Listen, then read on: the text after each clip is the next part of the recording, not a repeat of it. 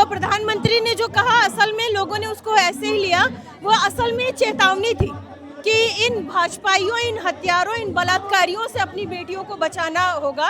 और ये हमें असल मायने में समझना था कि ये जितने भी आप देख लो, आज जितने सारे केसेस आ रहे हैं, चाहे वो एमपी का अभी आया दुष्यंत शर्मा, रजन शर्मा का आया कि वो किस तरीके से धमकी दे रहा है, अंकिता भंडारी का मामला है, और कुलदीप सिंह सेंगर के समर्थन में ब्रिजभूषण शरण सिंह उतरा है। तो ये पूरा दिखाई पड़ रहा है ना कि भाजपा असल में आज बलात्कारियों और हत्यारों की जो खुद पूरी पार्टी बनी हुई है, और ये यही कर सकते हैं। ये बेटियों को बचाने के बाद केवल वही बात है कि इनको दिखाना है दुनिया में जा करके, तमाम सारी जगहों पर ये ढिंढोरा पीट रहे हैं ना कि दुनिया का सबसे बड़ा लोकतंत्र और डेमोक्रेसी और भारत माता की संस्कृति, तमाम सारी फर्जी बातें कर रहे हैं ना, वो इन सारे जो निर्णय आ रहे हैं उससे दिखाई पड़ रहा है। और जिस तरीके से इन हत्यारों को छोड़ा जा रहा है उससे इसकी सच्चाई पता चल रही है कि असल में ये कितनी संस्कारी पार्टी है, ये समझा जा सकता है। और लखनऊ के बीच ज्यादा फासला नहीं है। योगी जी कह रहे कि जो बेटी को छेड़ेगा अगले चौराहे पे इमराज मिलेगा।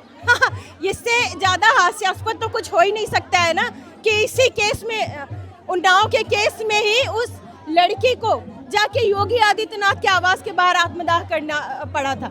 जब वो आत्मदाह करने की उसने कोशिश की, तब जा करके उसके कुछ समय बाद एफआईआर दर्ज हुई।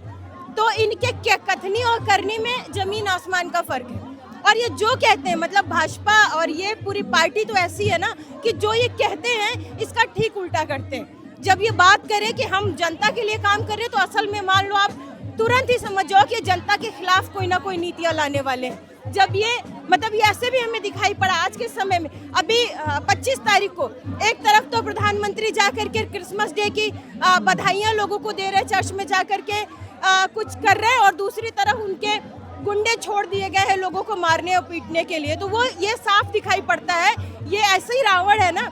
ये मतलब रावण 10 मुंह से एक ही बात बोलता था, लेकिन ये 10 मुंह से 10 बात बोलते हैं। ये कौन है रावण? रावण कौन है? ये बीजेपी, ये तमाम सारे इसके नेता, वो रावण है जो कि 10 मुंह से 10 तरीके की बात करते हैं। एक कहेगा कि बहुत अच्छा है, हमें सब मिलजुल कर रहना चाहिए, दूसरी तरफ हत्या करने वालों को छोड़ दिया जाता है। और एक तरफ बेटी बचाओ बेटी पढ़ाओ की बात करेंगे, दूसरी तरफ ऐसे अपराधियों को छोड़ दिया जाता है। तो ये चीजें समाज में एक ट्रेंड सेट करती है, ये ट्रेंड सेट करती है। और वो बोल रहे हैं ना, अभी एक जो वीडियो वायरल हो रहा है उसमें बोले हमारा कुछ नहीं बिगाड़ सकता कोई भी, क्योंकि उनको पता है कि उनके आका बैठे हैं, उनको बचा लेंगे। लेकिन जब देश में अदालतें हैं तो सड़क पर उतरने की क्या जरूरत है? अदालतों का तो रवैया हमें दिखाई पड़ा ना कि अदालत ने क्या किया है। ये निर्णय तो अदालत ने ही दिया है।